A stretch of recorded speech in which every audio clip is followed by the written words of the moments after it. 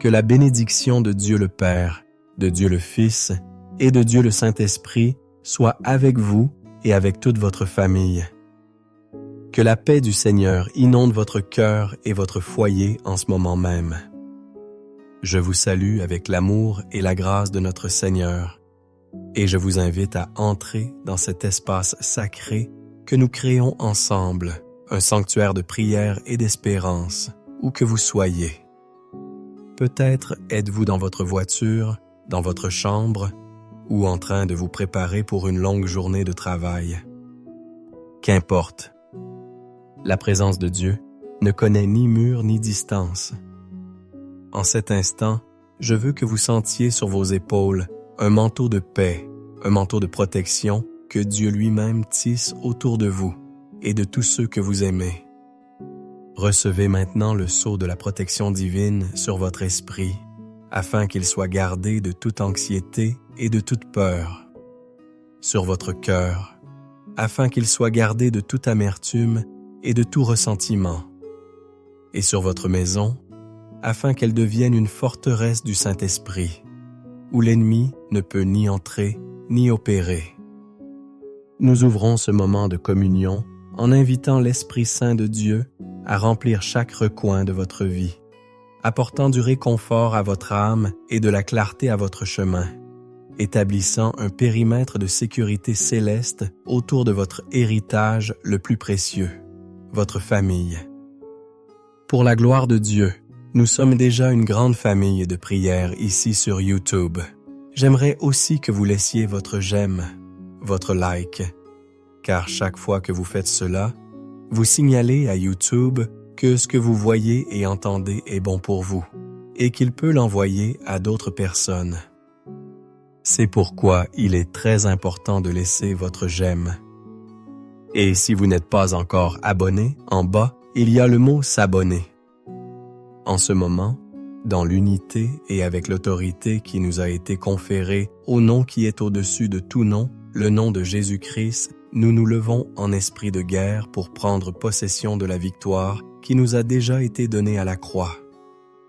Nous déclarons que votre famille n'est pas un champ de bataille pour l'ennemi, mais plutôt un jardin de bénédiction cultivé par Dieu. Et c'est pourquoi nous brisons maintenant, au nom de Jésus, tout esprit de division qui tente de semer la discorde et la querelle entre conjoints, entre parents et enfants, entre frères et sœurs. Nous pulvérisons toute racine d'amertume, toute parole de malédiction lancée contre votre foyer, que ce soit par envie, par colère ou par ignorance. Nous annulons tout décret de l'enfer contre votre mariage et contre l'avenir de vos enfants. Au nom de Jésus, nous brisons et annulons toute malédiction héréditaire, tout schéma de divorce, de dépendance, de maladie et de misère qui tente de se perpétuer dans votre lignée. Nous ordonnons que l'esprit de rébellion et de désobéissance qui attaque l'esprit de nos jeunes soit réduit au silence et expulsé maintenant. Nous publions un décret céleste de protection sur la vie de chaque fils et de chaque fille. Nous déclarons qu'ils appartiennent au Seigneur, que leurs vies sont cachées avec le Christ en Dieu et qu'aucune arme forgée contre eux ne prospérera. Nous couvrons votre maison, vos finances, votre santé et vos relations avec le sang précieux et puissant de Jésus-Christ. Nous proclamons que votre foyer est un territoire saint, gardé par des légions d'anges, et nous déclarons la victoire, l'harmonie et la restauration complète au nom du Père, du Fils et du Saint-Esprit. Maintenant, avec cette atmosphère de foi établie, je veux vous inviter à calmer votre cœur et à ouvrir votre âme à la parole de Dieu. Mettons de côté le mode de prière de guerre et entrons dans un moment de profonde réflexion pour écouter ce que le cœur du Père désire nous enseigner aujourd'hui. Il y a une histoire dans la Bible, dans le livre de Luc, chapitre 15, qui est peut-être l'une des plus touchantes et révélatrices sur la nature de l'amour de Dieu, un amour qui est le modèle pour toutes nos familles. C'est l'histoire connue sous le nom du Fils prodigue. mais que je préfère appeler la parabole du Père miséricordieux. Imaginez la scène. Un père avec 2 fils.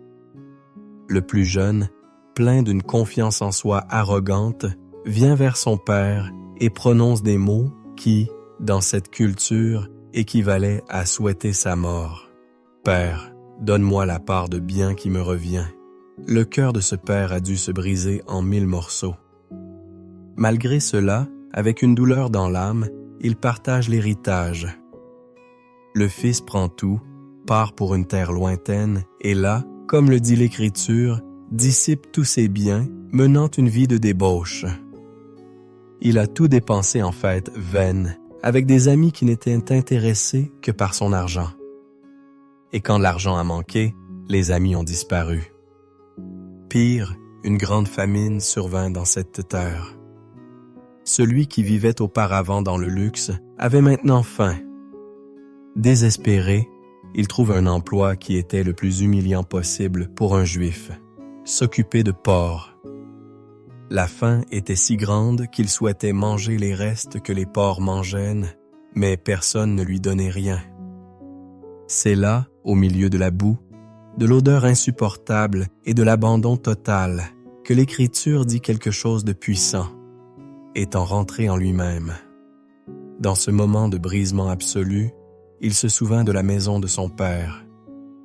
Il pensa, « Combien de serviteurs de mon père ont du pain en abondance, et moi ici je meurs de faim. Je me lèverai et j'irai vers mon père. » Et pendant qu'il revenait, sale, humilié, répétant son discours de repentir, quelque chose d'extraordinaire se produit. La Bible dit, « Et comme il était encore loin, son père le vit, fut ému de compassion, courut, se jeta à son cou et l'embrassa. » Remarquez, le père n'attendit pas sur le porche. Il était sur la route, attendant, désirant, veillant. Il n'attendit pas que le fils termine son discours. L'amour du père interrompit la confession du fils. Il courut, et au lieu de réprimande, il offrit une étreinte. Au lieu d'un sermon, il offrit des baisers. Et il ordonne au serviteur, « Apportez vite la plus belle robe, mettez-lui un anneau au doigt et des sandales aux pieds. Et amenez le veau gras, et tuez-le. Mangeons et réjouissons-nous, car mon fils que voici était mort, et il est revenu à la vie. Il était perdu, et il est retrouvé. » La maison se remplit de musique et de fêtes, la célébration de la restauration. De cette histoire émouvante, nous pouvons tirer des leçons qui sont comme un baume pour les blessures de nos familles aujourd'hui. La première et la plus puissante leçon est celle-ci. L'amour de Dieu, le Père céleste, est un amour qui n'abandonne jamais. Peut-être êtes-vous une mère ou un père dont le cœur saigne pour un enfant qui s'est égaré, qui a choisi un chemin de destruction. Peut-être regardez-vous ce fils ou cette fille et ne voyez-vous que distance et douleur. Écoutez-moi. Dieu, le Père, le voit comme ce père dans la parabole. Il n'a pas abandonné. Il est sur la route de la vie, chaque jour, regardant dans la direction de son enfant, attendant avec un amour qui ne se lasse pas, les bras ouverts pour le recevoir de nouveau. Votre prière de père et de mère résonne dans le ciel et maintient vivante la flamme de l'espérance dans le cœur de Dieu. Ne cessez jamais de veiller sur la route avec foi. La deuxième leçon est qu'il y a toujours un chemin de retour. Le fond du gouffre, la porcherie de la vie, est souvent l'endroit où Dieu peut le plus travailler. Pour certains, le rentrer en soi-même vient à travers la douleur, la perte, l'échec. Si votre mariage est arrivé à un point de rupture, si votre famille est fragmentée, sachez que le moment du brisement peut être le début de la plus grande restauration de votre vie. Le chemin du retour commence par une décision humble, comme celle du fils prodigue. Je me lèverai et j'irai vers mon Père. La troisième leçon est la plus difficile pour nous. Le pouvoir du pardon est ce qui ramène la fête de la restauration à la maison.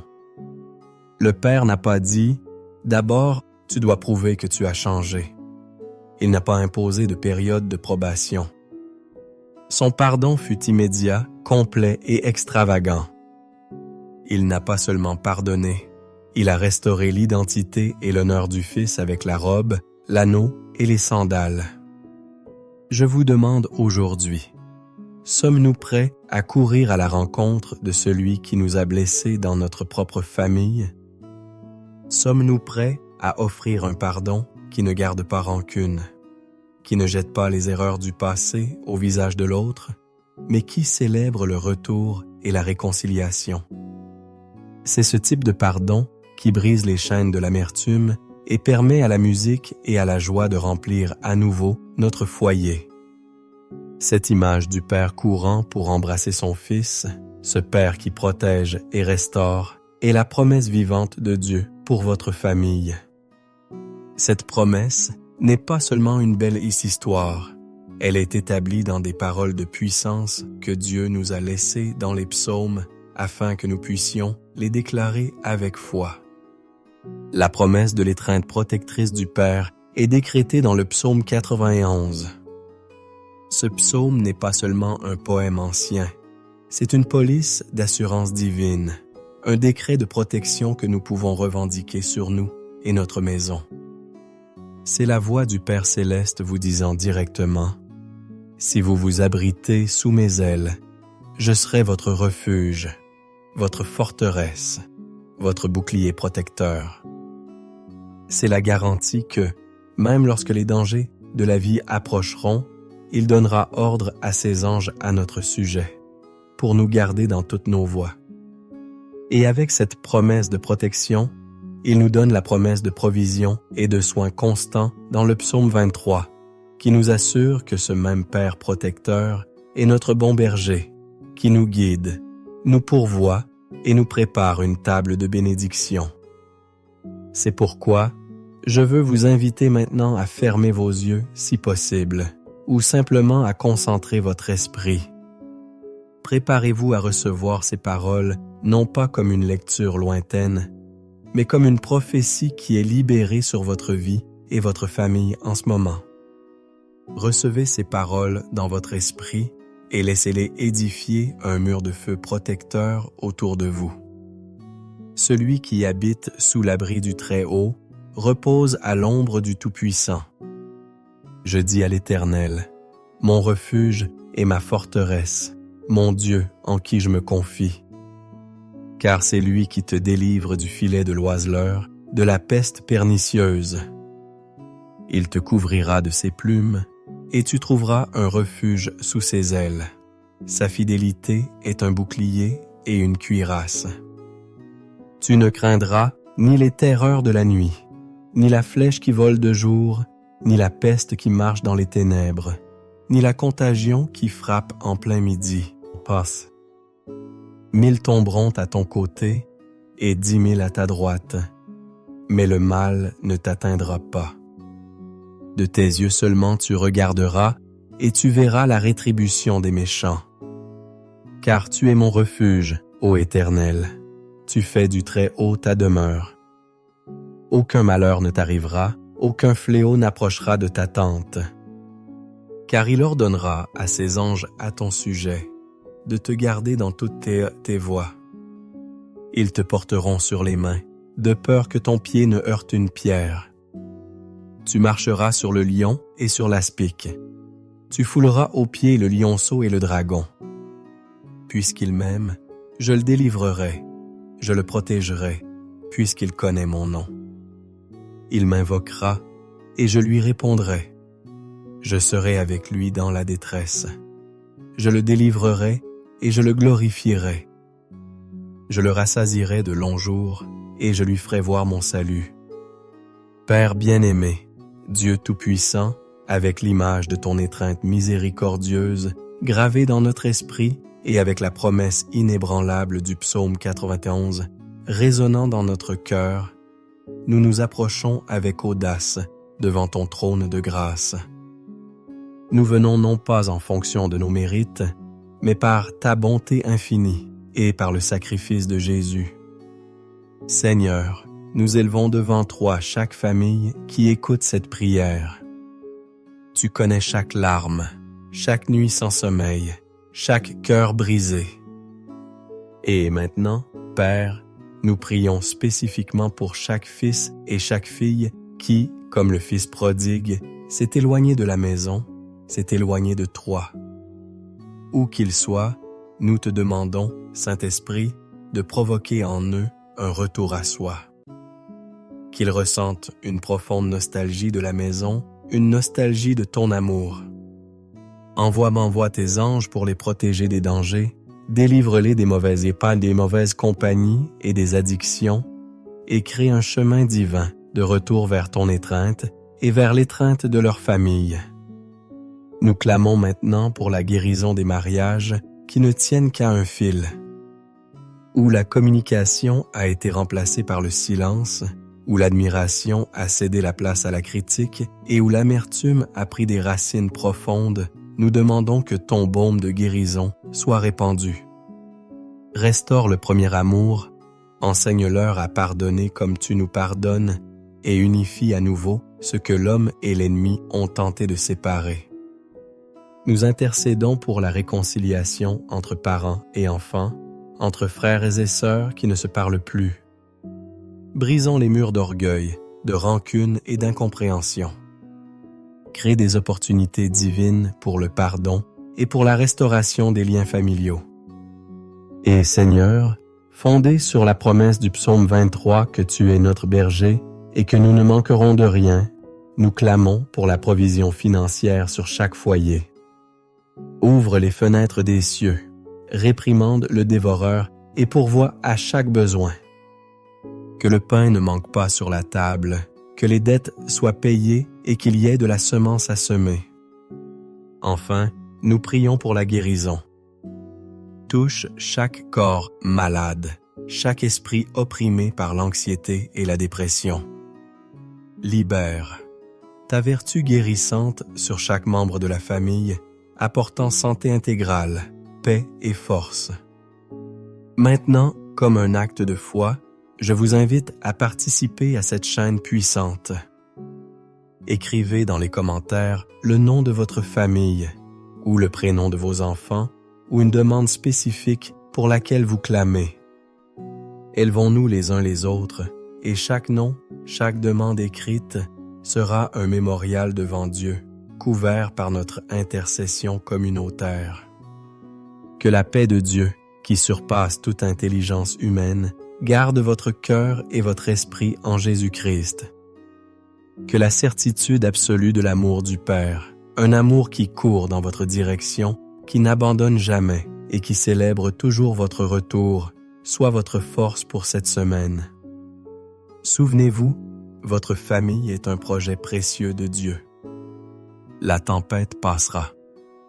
La protection divine est votre bouclier, et la restauration est déjà en chemin, car il est fidèle pour accomplir ce qu'il a promis.